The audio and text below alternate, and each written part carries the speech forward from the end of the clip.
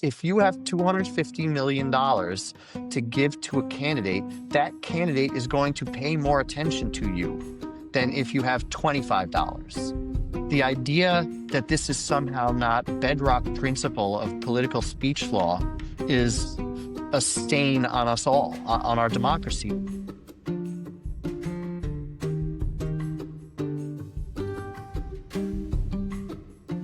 What's up, y'all? Welcome back to the Before You Speak podcast. I am your host, Derek Peterson, husband, father, small business owner, now podcaster, drinking from the fire hose of my news feed and processing it with this guy over here. Hey, everybody, I am Elwyn, husband, father, own small gym, recovering attorney, and shit-faced off of the fire hose of my news feed. Always. It's a never ending. That is the Trump economy. It's just, he bolsters the economy by making so many people angry that they have to talk about it. That's really what it's become. It's like he's like getting slimed in that old Nickelodeon show. It's like that's what I feel like usually. Well, dude, it's content everywhere, though. I mean, that's like South Park, every late night show, every stand-up comedian. It's just, it's a constant drip. But we'll jump straight into the news today. I wanted to touch a little bit on the Rob Reiner thing. This was interesting to me because, one, I freaking love Rob Reiner, and I don't know if people understand like how big of a loss this is to like the movie community. Because if you just heard the name and were kind of familiar and you didn't actually know what he did, he directed Spinal Tap, which might be one of the funniest movies ever made. Stand By Me, Princess Bride, When Harry Met Sally, When Harry Met Sally, A Few Good Men, The Bucket List, like. Dude has some of the best movies ever made under his belt. And so tragic loss for Hollywood, and even maybe more tragic loss for some Republicans, I guess, because their response. This is the first time I've actually, my Republican friends have come around and said, yo, that was a step too far. Like his comments on Rob Reiner were unwelcome and unwarranted. And I was shocked. I was like, this is the thing that like got you to say something negative about the guy, but it gives me a little bit of hope for humanity. I guess that, people are like, can understand it. And also, I guess, falls back on like what Jon Stewart kind of said after the Charlie Kirk stuff happened, which is, man, like there are some situations that just don't require an opinion. And this was probably one of them for him that maybe just leave that one alone. So, but, The thing that was really interesting about it, and I agree with you 100%, like it's been very interesting to see how just Rob Reiner was universally respected. He was very anti-Trump and outspoken about it, but everybody loved his movies. All in the Family, Seinfeld. He's the guy who started Castle Rock and greenlit Seinfeld and Princess Bride. I could tell you every line from that movie right now. yeah. The guy was just always smiling, always happy, helping people, interested in social justice causes. But the really amazing thing, what you said, and Republican people kind of breaking from him on this, is it was the most foreseeable thing in the world. Like I'm on Blue Sky, right? I'm so lefty Twitter. And as soon as it was announced that it was Rob Reiner and his wife, there were multiple people just being like waiting for the incredibly awful Trump take on this. Like this was the most foreseeable thing ever. And that it's like after 10 years in politics, now people are like surprised, like, wow, this one is too far. It's like, I'm glad you're seeing that, but like, what's completely different than all the other total shit, hate-filled takes that he's had forever? Yeah. That's my whole thing is I'm like, how did this tip the scale? I mean, I love Rob Reiner, don't get me wrong, but like this dude has said and done some of the worst things about some of the best people. Like, so I mean, come on, man. But look, we'll take a win where we can get one. So I'm I'm not gonna every hate. day. What's what's on your mind with the news this week? So what caught me this week was, we did a free speech episode sort of on individual speech, and we touched a little bit on social media. And then over the weekend, this past weekend, we had the shooting at Brown University. And a couple of days after that, the some people online. This was never initiated by the FBI or Providence Police. Some people online found a profile of a Brown University student who was like, he appears to be Muslim. He also appears to be kind of pretty stereotypical Northeastern liberal arts school, and Brown is a very, very liberal arts school, more than most in the Ivies. Uh, and he's got, some free Palestine articles he wrote and shit on his profile. And people on social media, not like normies, people connected with TPUSA, Charlie Kirk's old organization, like the new head of TPUSA, started to post this guy's name and identify him as, someone who should be looked at. And his address got out there, and it really exploded. The idea that this guy might be connected to the shooting somehow, even though there was zero evidence of it whatsoever, really exploded across social media. And Brown University had to issue a statement saying, don't do this. His profile had to be taken off of the school websites, and I think he took everything else down.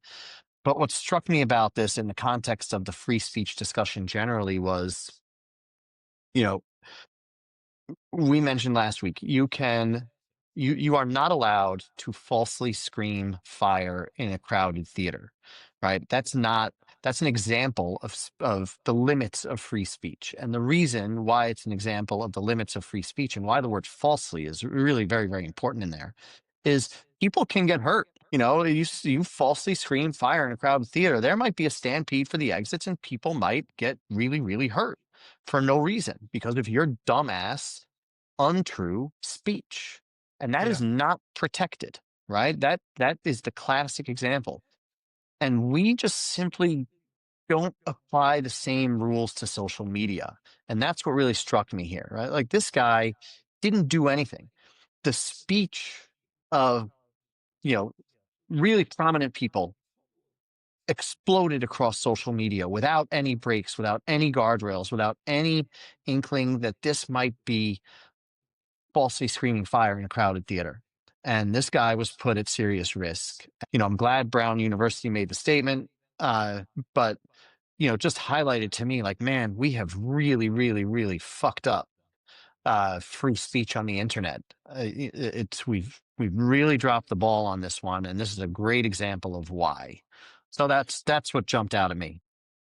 Yeah, and there's some distant connections between our main subject today as well here, because and we'll connect those dots as we go. But our main discussion today is going to be really in regards to Citizens United, because this is the connection. That is the Citizens United case that went to the Supreme Court, is the what ultimately changed everything when it comes to campaign finance.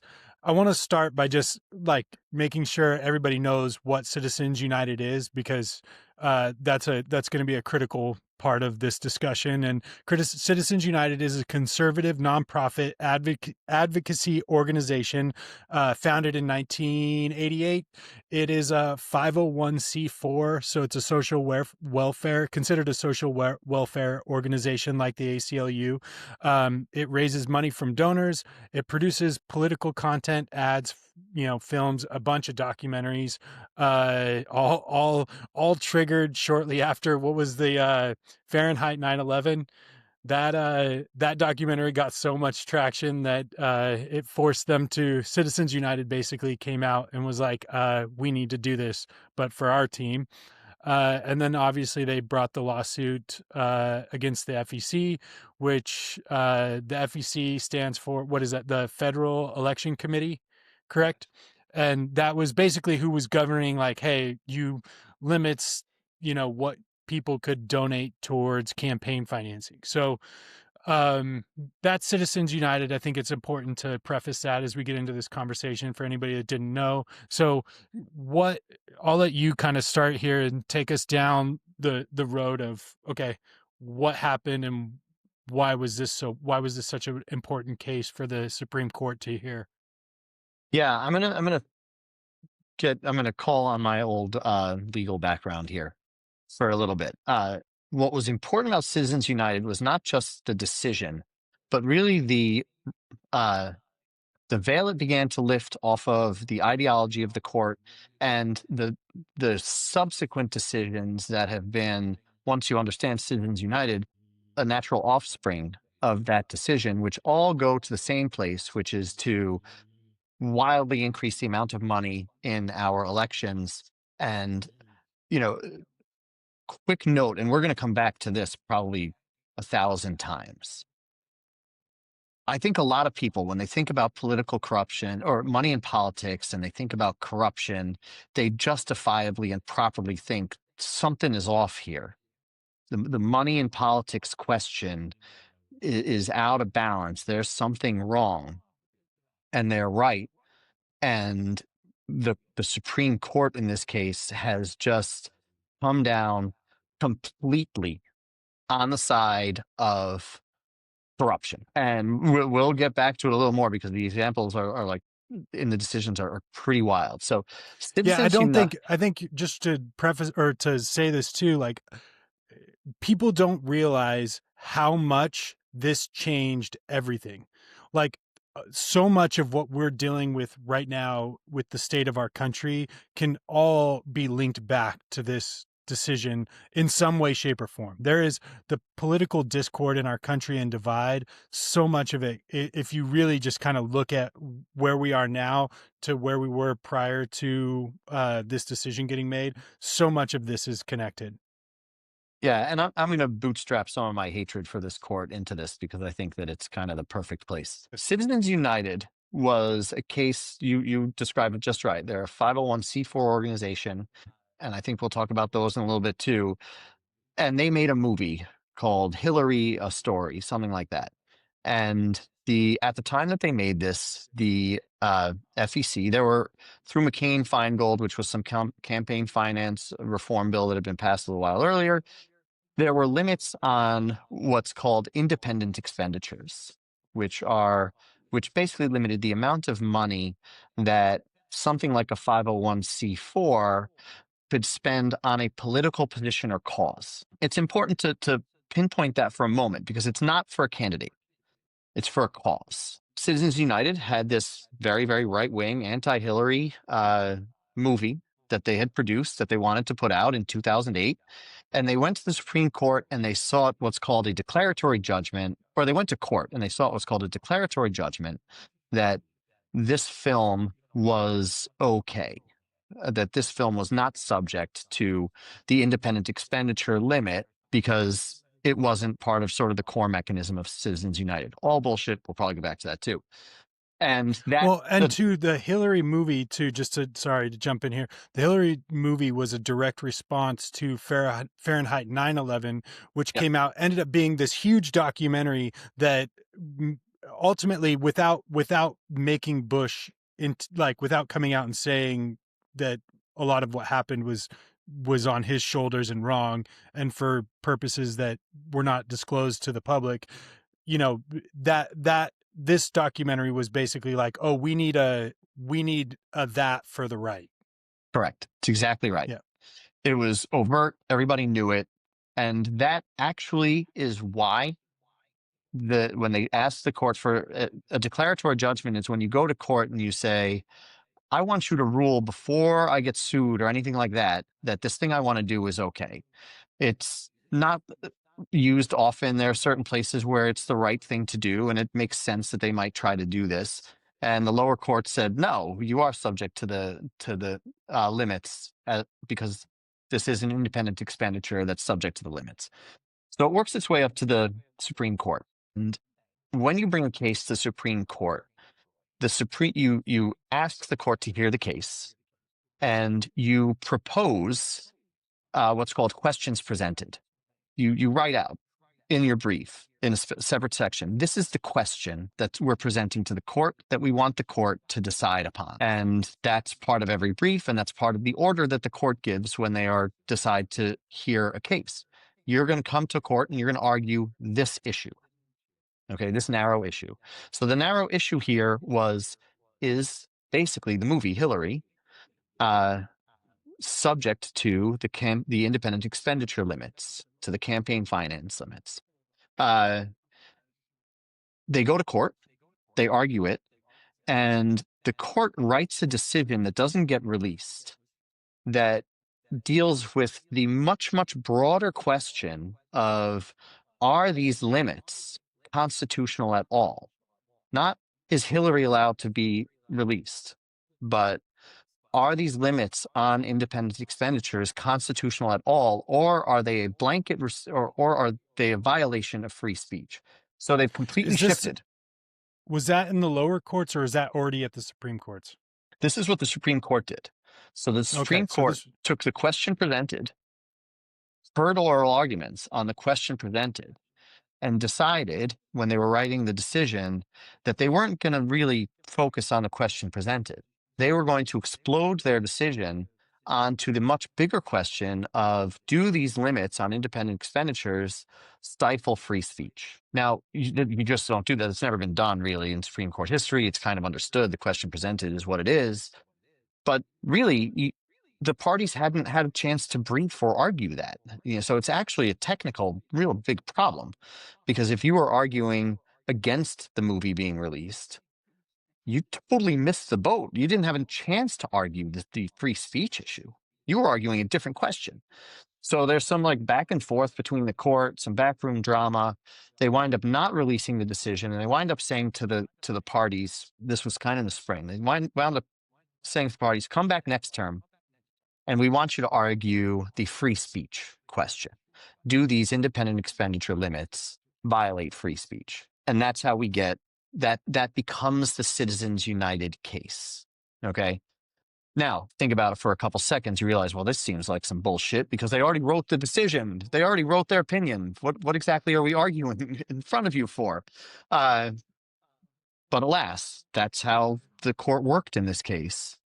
You know what's interesting? So I was reading about this week, and there was a lot of stuff that I wasn't aware of. But one of the things that stood out to me was, so apparently, and I think it was one of the justices that brought up this argument, which was, okay, so if somebody writes a political book that's 500 pages long, and then at the end of that book they write, vote for so and so, should that book essentially be banned because it's connected to you're advocating for a politician in that book, and even though it's not the point of the book, it was this is from my understanding where they basically made it a free speech argument.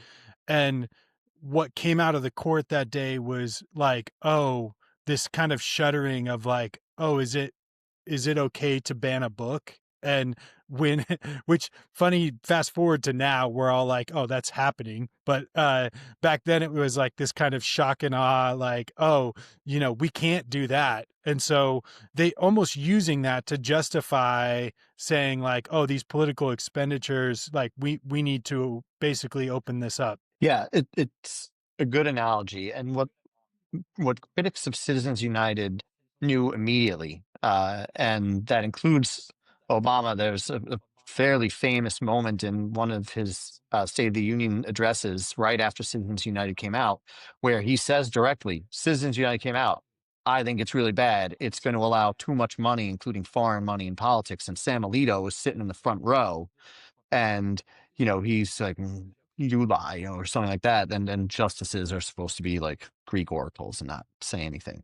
So that made a lot of news. But what the court just begins to, I don't know the right word, because the words I can think of aren't strong enough. What they simply don't believe is the idea that money in politics buys influence, access, results. Money in politics is a huge corrupting influence. They simply don't agree with it. They simply don't believe it. There's no other way to say it. There's no nuance. Okay. It's in Citizens Well, United. Go ahead. yeah, they're the beneficiaries of it now. Like that's what this ultimately feels like it's coming down to, is they're the beneficiaries of this political money essentially being allowed into this arena now. And like I think this might be a good time to kind of tackle the term dark money too, because that was basically, what has happened since is all of these giant PACs, these 501c4s, super PACs, getting all of this money funneled to them, and they are allowed to do this anonymously, Yeah. which So, to me is insane. yeah. Now, I think it's important to like go take it a little step by step, because after Citizens United, you're exactly right. You can now have a super PAC that can they cannot coordinate directly with the candidate or campaign. Okay. But they can spend as much money as they want on political issues and ads and movies and books, whatever. It's completely unfettered. But the line there is ridiculous. So there's a famous story of Paul Ryan sitting in a meeting, former House Majority Leader, Paul Ryan sitting in a meeting with everybody from the super PAC and a couple people, sort of connected with some advertising and his campaign. And at some point, they had a whole long discussion, and then he left the room and they talked money. And that's okay under Citizens United, right? Because they're not influencing the candidate. The candidate's not in the room. It's an example of just the ludicrousness of it all. So the next step comes a couple years later, and this is where we start to get into the actual campaign and candidate with a case called McCutcheon. And it's the same legal theory, only applied to individual expenditures for or towards a campaign or candidate. And the court, Mm. on the same free speech grounds, strikes that down. Maybe we've heard like, oh, you can contribute up to $2,800 in a given election cycle to an individual campaign or candidate. Well, before McCutcheon, that was kind of it. Like that was the limit. So if you had 10 PACs connected to the candidate, that limit, there was a limit of $156,000 that any single person could, in the aggregate, contribute to a campaign or candidate. McCutcheon strikes that down. Now there's no aggregate limits for to candidates or campaigns. So now you can be Miriam Adelson on the stage with Trump 2 days ago saying, I'm going to give you $250 million. You can be Elon Musk and say, I'm going to give $300 million to Donald Trump's campaign. That direct contribution, that's the McCutcheon piece of it, where it's no longer 501c4s. Now it's people. Now we're talking about rich people. They don't need to hide anymore Yep. under some bullshit corporation that they set up. Uh, and all of this creates this giant pool of what you referred to as dark money. And the McCutcheon case is really, people don't think about it because Citizens United started the ball rolling. And without Citizens United, you don't have McCutcheon, because all they did was extend the same reasoning. But that's the case where in the opinion, John Roberts wrote the opinion. He basically says outright that money in politics is not an inherently corrupting influence. It Access does not equal influence. And they start to get this thing that they've rehashed a couple times now, that it's not, as long as it's not quid pro quo corruption, it's okay. And what that basically means is they're saying that unless we have a guy giving a bag of money to the president, and the president, I believe it would have to be on camera for the court to be at all satisfied, on camera going and saying, give this guy the contract that he wants, right? Short of that, what these two decisions make very, very clear is that the Supreme Court, and still the majority, they simply don't believe that money corrupts in politics. And I think when we think about Citizens United and we think about money in politics and dark money, we're all like, this is ridiculous. Money corrupts. Why are we allowing this much money? It's a corrupting influence. And why are we? It doesn't make any sense. And people's heads start to explode. And maybe they think there's something more complicated, and there isn't. It is as simple as our Supreme Court ideologically does not believe that money in politics leads to influence and changed results in legislation. I would argue they don't actually believe that they just welcome themselves to being part of the system, meaning that by by pushing the Citizens United case through and McCutcheon, it blurs some lines between them being able to take money too. And you may see this different, but like everything we know about Clarence Thomas now, I'm going to pick on him as the scapegoat at the moment because he's been the one that's most we've seen the most stories come out about him taking grotesquely, nice vacations out with a bunch of these billionaires, basically in bed with all the Citizens United donors, like Koch brother billionaires that fund all these. I look at this and I'm like, dude, fundamentally, like if you have children, that money greed is an incentivizer, right?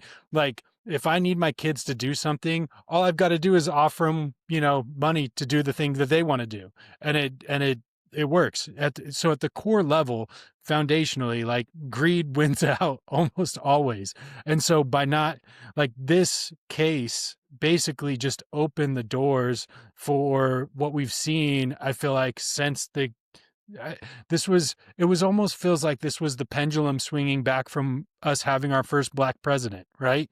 Like we Obama gets elected and then, and maybe I'm wrong on my timing there because I thought this was done in 2010, but if it was originally heard in 2008, then that means Obama hadn't been elected yet. But like but I think that I think that they saw the silver lining in 2008 that Obama, like we were getting a female president or a or a black president for the first time. And so it kind of feels like that pendulum coming back. Yeah, and I think I can't get to the question of why the Supreme Court justices would rule this way and it's always a good time to shit on Clarence Thomas. It's never sort of a bad day for that. Uh, but like it almost the ruling is so bad in what it allows and in what it's specific in the fact that its reasoning is just it defies any sense and any logic because any sane person knows that money buys influence in politics. Yeah. And if we think about like the dark money issue and the problematic part of this is really fascinating when you think about what Citizens United, the organization, who they were, right? So like 501c4s are nonprofit groups that can spend money on political advocacy as long as their purpose is not political advocacy. So the ACLU, the NRA, Sierra Club, those are all 501c4 organizations. And of course, they all spend money on political issues, but the ACLU's core purpose is not to influence politics. Citizens United core purpose was always to influence politics. They were formed as like a bullshit media company, but everything that they put out was straight right-wing propaganda. So, the idea that allowing expenditures and saying, well, as long as it's not what they really do, it's okay, right? That's ACLU has a right to speak in the political sphere, uh, as long as and still be tax exempt and all that stuff, as long as it's not what they do, because the ACLU is a group of people, of like-minded people who have the right to speak in the political sphere. Yeah. And so that brings me to, I think this is where we can tie this all together, because I think this brings me to I think the most important question that that we tackle here, which is if freedom of speech is about the freedom to speak, but money determines who gets heard, at what point does inequality of influence become a freedom of speech problem? Like, at what point do we look at money and say the inequality of money is causing voices to be squashed? And when do we make a change? Apparently never. I mean, like, like Yeah. literally with these decisions in place, apparently never. Because the court is very, very clear that they don't believe that the inequality you just discussed exists. They just don't, right? They think that, you know, they think very plainly money equals speech, and any sort of legislation or action that restricts the amount of money that you can spend in politics is the same as restricting your political speech, your right to speak on political issues. But of course, that's insane. uh the it's like if you had two people up on stage in Madison Square Garden in front of 20,000 people, and you gave one of them access to the Madison Square Garden's PA system and let them bring in some additional concert speakers and say whatever the fuck they wanted, and you told the other person you can also say whatever the fuck you want, but you have to whisper, right? That's really no different in my eyes to what we're allowing, because of course if you have $250 million to give to a candidate, that candidate is going to pay more attention to you than if you have $25. The idea that this is somehow not bedrock principle of political speech law is a stain on us all, on our democracy, because it so wildly shifts it. And now this shit is just out in the open. Like I said, Mary Matelson the other day Yep. said on stage, on TV, I'll give you another 250 million if you run for a third term. Tim Cook shows up and gives gold bars and gets tariff policy changed. The ballroom that he's building, it's up to 400 million. Yeah, okay, it's not taxpayer money. Fine. Who is funding it and what are they getting in exchange for it? Right? This is all Yeah. political speech. And the idea that somehow people who can donate $5 million to the ballroom stand on the same ground as you or I is insane. And I think it drives people crazy, and it should Yep. drive people crazy. And the money, the number of 1,000% it should dollars, drive people crazy. yeah.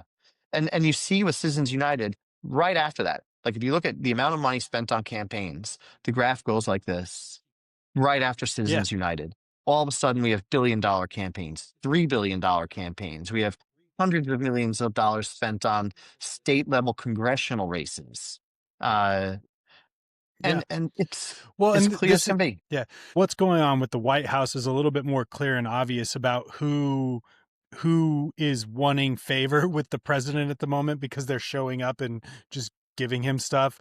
But and then like we have what's going on with the crypto, which is all probably for a different conversation and topic for later. But like with this, in the dark money situation, and this is where I get frustrated. This is where I get the most frustrated about this, because these super PACs don't have to put a name on who's involved in them, and they get to run ads that attack people and promote their policies. And the problem with this is when you remove attribution, it removes responsibility. So, and then voters can't evaluate motive or bias behind who is doing what, because that should absolutely be clear. If a commercial is funded by a right-wing billionaire, we should know that by name, because that's going to give context for that commercial. It's going to give a voter actual context for why that ad is attacking this person at this time, or why they would potentially want that, this congressman or president or whoever in office, because it's going to benefit them. And the reality is Americans don't do a lot of research on this stuff anyway. You know, they see stuff, they hear stuff. It takes somebody that's really motivated to actually start to dig through the weeds, and then even still it's complicated, right? And so for me, this is the worst part of it. Like the money and finances, yes. Like the FEC, I think messed up royally. Well, the Supreme Court did, but the FEC should have fought harder to make sure that the Citizens United case did not get won. Um, and I didn't pay enough attention to what their arguments were or what their pushback was. Clearly it wasn't good enough. Either that or the justices were getting enough money from Citizens United that they didn't give a shit. So, but so beyond that, the frustration is, dude, we don't know who's feeding us the narrative and why. And that's something that, like, look, if we can't fix the entire system in a fell swoop, fine, but at least create transparency, force people to put their name on their money. And if you're donating it, it should be disclosed to everybody so everybody has an idea of who is behind this and why. I'm going to zag a little bit on this one. So first of all, I don't blame the FEC. The court, they were going to rule the way they were going to rule, and I think my personal opinion on the Supreme Court is their decisions are made before that case gets argued in front of them. I don't know if I can remember a time when somebody makes an argument and they're like, and the Supreme Court shifts. Like, I'm sure it's happened on some mundane bullshit, but on the big stuff, I really believe they're all ideologues on both sides, right? It's just that the right side Yeah. has, the Republican side has the majority now. So on the issue of donor disclosure, most states, and I think federally, do require above a certain amount to be disclosed. So if you give like $2,000 to a super PAC, I think it's either 200 or 2,000. Now that is subject to disclosure. The super PACs have to keep a list of that, and if audited, have to present that, and that list is public. So your point about Americans don't do any research is spot on. But it is public information who is funding these folks if you choose to go and get it. Uh, and the reason why I'm going to zag a little bit. Well, Go ahead. I was gonna say I didn't. I probably should have looked that up before I spouted it off. But the reason I say that is because, like, when you watch these political ads, I'm going based off of just remembering watching political ads, and at the bottom it'll say this ad was funded by some group that we've never heard of because it was an LLC that was probably started with the sole intention of running this campaign, and then it's going to be closed as soon as it's done. It's that kind of stuff that gets me because, like, people just don't recognize why they're being fed the narrative that they are. And if you are understanding of the narrative, like, it's kind of like what we talked about with Fox News and others, right? Like, look, if you're going to watch Fox News and allow yourself to, like, go down the right-wing rabbit hole, like, at least just acknowledge that that's your preference. Like, but then there's this large group of people that are stuck in the middle that are more malleable and are focused on different things, and that these little pinnings actually have, like, commercials and social media ads and all this stuff. It actually does start to mold how they think, and you should be aware of what those things are and who is funding them, in my opinion. Yeah, I mean, I think that the zag here is as follows, and it's not. I'm not. This is not like some brilliant insight that I have. The idea that identity of donors could be protected. That's one where, back in the 50s and 60s, that sort of became an issue. And the Supreme Court has always come down and said, your right to contribute to a political cause, that is protected free speech. Like, that's not undermined by Citizens United or McCutcheon or anything like that. What Citizens United and McCutcheon do is they remove the limits to that, and thus shift Yeah. the balance towards the very, very wealthy. But the cases that in the 50s and 60s sort of embedded in the principle that donor identity could be protected were cases brought by like the NAACP. And the argument there, and I happen to agree with this argument, is I might want to contribute to a whole bunch of political causes and not have people know. I might want to anonymously contribute to the ACLU or whatever. I might want to anonymously contribute to, uh, you know, Students for Justice in Palestine. I don't. Any Jewish people listening, I don't. I'm just using it because it popped into my head. Okay, settle down. Uh, Yeah. but but I use that example because maybe if somebody sees that I donated to an organization like that, now they don't want to hire me. Now they want to find me and, throw shit on my doorstep. And that possibility, that is then a restriction on my ability to speak freely regarding politics. And that's why those limits, that's why under a certain amount, donor identity is protected. And I think I think in this case on political speech, the court is right to protect those identities. I think you're exactly right. At some point we need to know, right?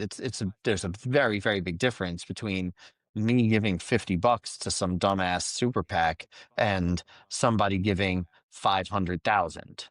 That is not Yeah, the same, because that because 500,000 is buying the commercial. that 500,000 comes with strings usually too. Meaning Right. like we're giving you this money because we want you to vote this way on this thing or push this agenda through or Right. whatever it is, right? And that's the part of it for me that gets frustrating is like, look, like if we go back to where there's hard limits on what people can donate and you have to actually fundraise for campaigns beyond a certain point. I'm all about anonymity if the playing field is level. But when you have, unrestricted amount of funds going into people's pockets for, like this is just buying politicians and we've just essentially allowed it, like Yeah. we've just opened up the floodgates for influence for whoever, by your laws and your regulations, they go to the highest bidder. Yeah. I think that's exactly right. And the thing, I know I've said it a couple times, the thing that just gets me about it is that has been argued at the Supreme Court multiple times in the last 15 years. And every single time, a majority of the justices says, nah, that's not going to happen. We simply don't believe that what you're describing, how money can influence politics, we simply don't believe that that's going to exist. And like, I feel like when it comes to political speech and this money in politics, like the confusion and outrage that a lot of people feel is extremely justified. And I think to the extent that it's confusion, it's like, how can it be like this? This seems so obvious. How can anyone argue Yeah. with the completely correct statement that $250 million is going to buy you something from a politician and $25 is not? How can anyone take issue with that core principle? And there are 6 people in the country who take issue with it, and they sit on the fucking Supreme Court. And it's crazy. But it also like makes clear that you started at the beginning, the question you asked at the beginning, like, how does this change? Like, can this ever change? What do we do? We need like a complete overhaul of the Yeah. election system, like 6-week electoral cycles like they have in England. Yeah. No, fully public Yeah. funded by the government, both parties fully funded by the government, no private donations whatsoever.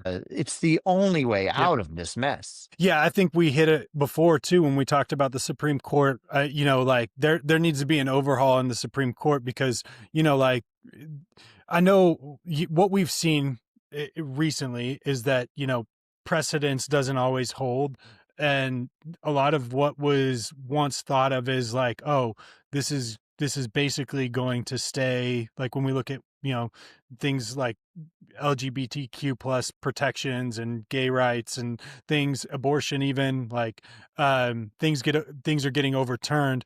I think this is the critical aspect of like, look, if we're playing politics with the Supreme Court then let's play politics and not dance around it anymore. And let's create a system that's fair so that we don't have lifelong appointees. Like, I don't want to live for the rest of my life with a Republican Supreme Court. It's against it works against almost all of my values. And like I would love to see reform and change specifically around money and politics. I am a proponent to pay politicians what they deserve. Pay them a lot more money because living that lifestyle is incredibly challenging. You make sacrifices that you don't make for in other areas of the workforce, that your family's in the public light. You're basically either loved or hated by association as soon as you come out for a political party. So, okay, cool. We understand the playing field now. Pay these people enough money and have a zero tolerance policy around accepting money from any outside source. The lobbying game, all of this shit has got to go. It's the only way that like we create some kind of unity and harmony, because there's always going to be a left and a right. There's always going to be people that we might always have the same goal, which I think most Americans do. We all want the American dream. We all want to live happy, joyous lives where where we prosper, we can go on nice vacations, raise our family, be educated. We all want all of that. It's how we get there. We have very, very different ideas. It's similar to a marriage, and that push pull is actually a good thing when it's embraced fairly. But what we've seen with the Citizens United, this ruling has swung it so far in one direction that it's these type of things that when they get bad enough, that people start to fight harder and harder, and ultimately ends up in violence. And that's, nobody wants to get there. Like, nobody wants to see a civil war. I don't want to see people get hurt on the street over something that, if I truly like dig down at the core, we're all striving for the same fucking thing. So like, let's stop squabbling over the some of the minutia, get the money out, and then like, let's give in the places that we can give and hold strong on the places that we need to hold strong. And I mean, that's the frustrating part about all of this, is just that, yeah, it feels like we're getting a heavy dose of right wing ideology crammed down our throats. Yeah, it's until we get the money out, the voices of the people can't truly be heard. It's the top 0.0001% on the stage at Madison Square Garden with the public sound system, and 360 million others of us whispering, and whispering about issues, and we can disagree while we're whispering, but our electeds, they're not listening to us because they can't hear us over the flood of money. And you're right. The flood of Yeah. money helps people. They need it to get elected. It is the ultimate corrupting influence, and has been forever, really, since the idea that money can buy things has been invented. It's understood that money corrupts, and somehow we've decided in this country that it doesn't. And it's not free speech. There are limits to free speech. We talked about them in part one of this, Yeah. right? There are absolutely limits to free speech. The right to speak freely is not absolute in this country, nor should it be. And this is one of the places where to say, well, money buys speech in politics, and there should be no limits to that, is insane. Because yes, I want the right to donate to campaigns. I want the right to speak freely. I want the right to, if I ever had enough money, to, feel like I'm donating the max and maybe helping something, or contributing to a cause that does so, and adding to the community pool of money that supports a certain issue. That is important, right? But when you don't put the thumb on the scale, you dump like a Scrooge McDuck pile of gold on one side of the scale, then you're doing it wrong. And I guess the silver lining is what you said before about precedent is right. I guess all we need is a liberal Supreme Court, and we can overturn Citizens United. Uh, that'd be great. but it's decades away. Yeah. We may be a long way on that, but let's. So who are we telling to shut up today, Elwyn? Okay, so shut the fuck up. And again, as always, this is not that people don't have the right to speak. Definitely worth noting at the end of a 2-part series on free speech, but more that maybe sometimes it's good to think before you speak and consider whether or not what you said could be phrased differently, or even if it needs to be said at all. And in this case, the people who should shut the fuck up are anyone that has an opinion about the shooting of Jewish people in Australia beyond that shit is vile anti-Semitism, period. Full stop. If your opinion goes beyond that, shut the fuck up and think for a second. And this is not me like taking a everything Israel does is right stance at all. It's the opposite. Okay. There's no question that violent acts of anti Semitism are on the rise in the United States and around the world. There were multiple stabbings in New York City this week in broad daylight of Jewish people. Around the country, there have been a number of violent anti Semitic attacks. Uh, and let's simplify things. When I say anti-Semitic attacks, I mean there have been multiple violent incidents of hatred towards Jews, because that's what they are. Now, it's too easy when you go one step beyond saying this was an act of violence towards Jews by someone who hates Jews. It's too easy to go one step beyond that and get lost in the muck of a whole bunch of shit. And almost everybody that gets lost in that muck doesn't know what the fuck they're talking about. Okay. The shooters were ISIS. ISIS happens to really hate Hamas. They're not shooting because of Israel's killing Hamas people. They're shooting because they hate Jews. And, you know, Jews are 15 million people. We're 0.2% of the world's population. There are more as a per capita, as a percentage hate attacks against Jews than any other group in the world. And I could go on and on and on about why the left is wrong in how they handle these things. And I can go on and on and on about how, ardently, Israel can do no wrong. People need to take a look in the mirror about some things. Netanyahu should shut the fuck up, right? His first statement was that this was because the Australian prime minister had recognized Palestinian statehood over the summer. That was his response.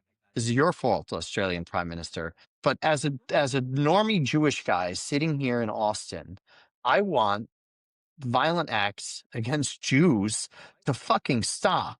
That's what I want. Okay? And the only way, I think, to get them to stop is for people to simply call them what they are. Because anything else dilutes that message. The world needs to look at Australia and say, these were Jews celebrating Hanukkah. And I'm actually getting emotional. On a fucking beach. That's all they were doing. And these two guys, sat there and picked them off because they were Jewish. That's it. It's not about Zionism. It's not about Palestine. It's not about Gaza. It's not about Netanyahu, and it's not about Mamdani.